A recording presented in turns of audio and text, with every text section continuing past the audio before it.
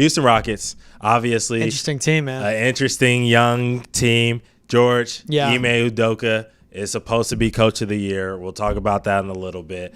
How do you feel about the Rockets' upcoming season and their off season? This is such a interesting season because there's so much that this team can accomplish with a really good coach and a talented young roster. But also there are like only 15 spots and they have so many guys due to drafts, making trades, making signings. Like there are only so many guys they can keep and they can play. Like what are we going to get from someone like a Jalen Green, like Alperen Sengun? We saw him having such a good season last year and they shut him down because they look like, hey, we're a 41-win team. We're not going to make it into the playoffs. They just missed about like 5 games, I believe, missing out on that last play-in spot. Yeah. But they know what the core pieces are. Sengun, Jalen Green, even a Jabari Smith Jr. And they have good shooters throughout this roster. Yep. They drafted your guy, Reed Shepard. Let's see what Amen Thompson can do if he takes another step, which he should. I have so much belief in the Rockets because of a head coach like Ime Udoka and because of the talent that they have as well. It is... Can you get young guys like that to respond to a hard coach like Ime Udoka? We saw it here in Boston, Tay. Yeah. Like, this, in my opinion, should be a playoff team. Like, they can be the 8th, 7th best team in the West. It's just also that West of how packed it is. And when teams like the Pelicans, teams like the Kings, we'll see what we get from the Warriors. Like, those teams being better, that's what makes it a logjam. So, like, I think they get into the playoffs. I want to say it. I want to get ahead of it. Yeah. And that is me buying into. And I know it's going to be like, that's going to be tough, bro. Like, what can we get? But I saw the growth we've seen from Jalen Green, at least with his offensive game. Yeah. But does he continue to mature and play into his system where he knows that his talent and everything he does can still be brought out? And he'll still make plays. Like, but it's not like you can't make plays for Jalen Green. You got to make plays for the Rockets because you know you will get your opportunity. That's what I need to see from him. And it's even the key pieces. Like, they got a Cam Whitmore in last year's draft out of Nova. You still have Dillon Brooks, who could be that veteran guy, that defender, the guy that takes the bullets. They go out and get a good shooter and a good piece, someone that knows how to move without the ball in their hands, like Reed Shepard.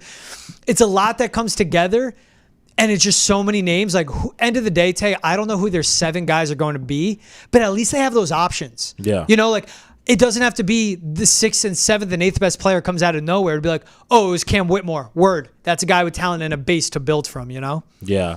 What I like about this team is that guys play. You know what I mean? Their guys show up. Like you said, Jalen Green, he played 82 games last season. You know what I mean? And you would hope that he's going to take that next step, like you said. But it is a kind of a logjam where you really think of it. It's like they don't really have a superstar, but they have a lot of really good guys and a lot of really good role players. You know what I'm saying? So it makes me nervous because I wanted to ask you about this. Like, how much do you think we're going to see Reed Shepard play this year? You know what I mean? Which is weird to ask from a top 5 pick. But, like, when you look at their team, they got Fred VanVleet. They got Jalen Green. Aaron Holiday was a great role player for them last year who they re-signed, which they didn't have to do. They could have let him walk. But that shows you that they like him. You know what I'm saying? Then they have Cam Whitmore. They got Dillon Brooks. They got a man. You know what I'm saying? So they have a lot of really good guards and wings on this team. How much do you think a guy like that has a chance of, like, cracking 20 minutes in this lineup? Like, I mean, what are you thinking? Bro, this is a team that had 7 guys playing 20 or more minutes a night. And then you're, like, splitting hairs at that point on minutes a night as well because you get below that. It's like Cam Whitmore playing 18. Right. They're going to want more. And Aaron Holiday playing 16. They're going to want more. And then I'm like, all right, well, Reed Shepard could bring the shooting. They got plenty of that as well. Yeah. Whether it was, like, someone like a Fred VanVleet, Aaron Holiday, Jabari Smith, Tari Eason, Dillon Brooks, like – I'm listing off names, and I'm not just doing that to do that. That's where it's like, that's why with this team, like, I don't know where they go. Yeah. You got 15 spots. You got 1 ball. You got so many guys that can contribute. So that's why I think it's a team that can rise to the playoffs. But this is also going to be a front office of going, like, we need to figure out who those 8 guys are. Right. Tay, you know how it is, man. You get into the playoffs, you could be 9-10 deep. Awesome. Good for you. Yep. There are 6 to 7 guys, maybe 8. That actually play in the playoffs and contribute in those key moments. So, but let's get into what you asked about Reed Shepard breaking in. Yeah. It's his shooting. It's his offensive game. Can he pick up this defense on the NBA level? Like, that's a thing of you're going to play for Ime.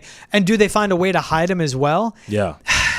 I don't think you need to hide him. I don't think you need to hide him on defense. I think he's smart enough to be there. No, yeah. It's can you pick up and can he pick up Ime's system? You know, maybe you have to hide him. But if he picks that up and he can execute there, he's smart enough. He is athletic enough to stay in front of guys.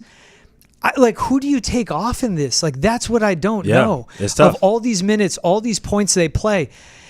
And it is someone where, all right, what's a guard? Is he going to take away from Jalen Green? Maybe it is Fred VanVleet. Man, you're good. You're a vet. But also, how would Fred VanVleet respond to that? And then does that kind of put a sieve through the locker room as well, you know? Yeah. It's not going from Jalen Green. He's going to be a guy that puts pressure on these dudes. That's for sure. Could be in a good way. And he, Aaron Holiday was that guy for them last year who came in and played defense at a high level, and he knocks down the open three, and that's a lot of the things that Reed is supposed to be projected to do coming up in his future career. But bro, I don't get why they picked him, to be honest with you. I think he's second or something like that in terms of these betting sites of rookie of the year or whatever.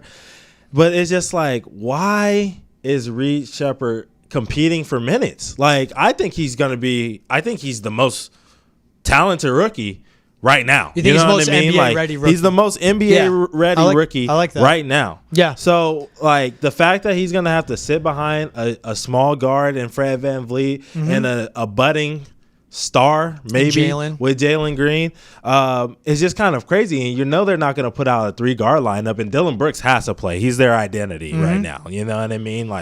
Everybody can say what they want to say about Dillon Brooks. He's not my favorite NBA player, but man, he gets his job done to a high level. So my thing is he probably it's probably one of those things, right, where coming out, he's going to play 10 minutes, right? And people are going to blow up on the internet because his 10 minutes are going to be electric, right? He's going to have a steal, 2 threes, a nice couple of dimes, and and a crazy block or something like that. And people are going to be like, whoa, why is this dude not playing? You know what I mean? And people are going to be like, hey, Houston's winning. That might be the answer. Houston 5-2. You know what I mean? Houston's 10-6. You know what I mean? So why not let them? Why change it up if it's working? But man, it is frustrating to see that such a good talent maybe goes to waste. It could be them knowing though. And again, of why I think short-term and long-term with the Rockets, you can't have any conversation with them. You could have it with every team. Yeah. But bear with me here. They go out, they get a Reed Shepard, 6'2", 190, great shooter, off the dribble, catch and shoot, but also a good passer, just so smart. Yeah. And knows how to control the game, as you saw him with Kentucky, on a very talented Kentucky team, and never got lost on the floor, always stood out. And to your point, NBA ready. Is it looking at a Fred VanVleet and going, all right, you're about to be 30, you're going to get to last year of your contract after this, and it is in a way, it's so nuts to say, but a redshirt year for Reed Shepard, you ease him along. And then when Fred VanVleet's on the way out, he's picked up the NBA. So you live with Shepard only playing 10, 15, maybe gets to 18 minutes a night. Yeah. And then when he steps into the role of being a 25, 30-minute night a guy, when VanVleet goes out, then you have him on the floor with a Jalen Green, with an Amen Thompson, with a Sengun. Does that can that work? That's what I wonder. Right. And that's where it could have simply been a front office of going, we're getting the best available. Ime, you get him into a good defender. We already know he's a good guard. He's NBA ready. Yeah. But we got to look at, and again, a guy like him with the second apron coming down, we're going to pick him now because we know year one he's ready. We know year two, when we get someone like Fred VanVleet off the books. Bro, that was what is it, 3 years, 120, maybe 130 was his contract? When that gets off the books, then we have this rookie contract. That's where it could be. It's a slow approach with Sheppard, and it's nothing against him, but it shows how much situation matters in any of pro sports, especially in the NBA. Yeah, I just feel like I have a little PTSD with that because of the Warriors and Jonathan Kuminga and Wiseman, you know what I mean, as well. I don't want to see a young guy get kind of lost in the shuffle because he's playing G League games when he should be getting real NBA minutes. I'm not saying that he needs to start. He just needs to get real NBA minutes because he's ready. We saw it in Summer League. He was lighting it up. He had everybody like, whoa, who is this dude? And I already knew. I kept telling you and Travis, like, yo, this my guy. This kid is real. He's ready to play right now. Like the Kentucky guards, like they're serious. So him and Rob Dillingham, I was super high on. So it's kind of frustrating for me to see that, San Antonio went in another direction with Rob Dillingham, which we talked about, and sent him off to Minnesota. Hated that. And now he's going to get less time. And now I got to see Reed, sit behind Fred VanVleet, who's a great NBA player. Don't get me wrong, but he's not I don't think his ceiling matches what Reed Shepard's ceiling could be. So that's my thing. I want to ask you really quickly, and then we're going to move on. Any bets you like from this team?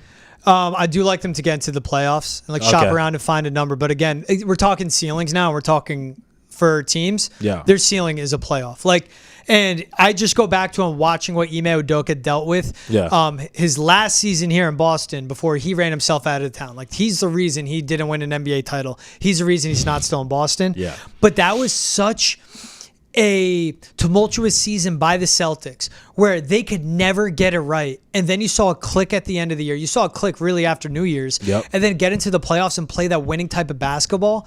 I just believe in the coach a lot. We've spoken ad nauseum about the talent. Yep. I believe in the coach that comes from the Popovich coaching.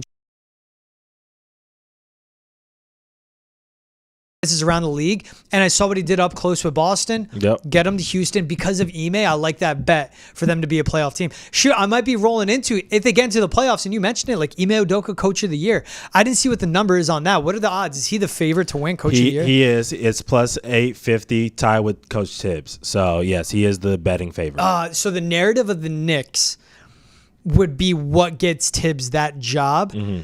But at plus 850, man, and if it is, these guys are clicking, Thompson makes a step, Sengun, you have him for 80, 82 games. Yep. We saw Jalen Green do it, and they get into the playoffs. And think about it, if they get into the playoffs over a team like the Warriors, what that says about them or what the battle could be in the West, I think I like that bet, especially that's a long shot, man. That is clear. If 850 is a betting favorite to win it, it shows how wide open the field is. Yeah. And I like those two going chalk isn't boring. Of it's either Ime, of a team that can exceed their ceiling, get back in the playoffs, or it's Tibbs and that Knicks narrative of them being a 2 or 3 seed in the East. Shoot, maybe the Celtics, they approach us different, especially how banged up they are, and they go, we're cool with not getting the 1 seed, and maybe the Knicks get that 1 seed, and then it's how do you not give it to Tibbs? Again, because he's in New York, it's Jalen Brunson, it's a New York Knicks, and it's bing bong everywhere, bro.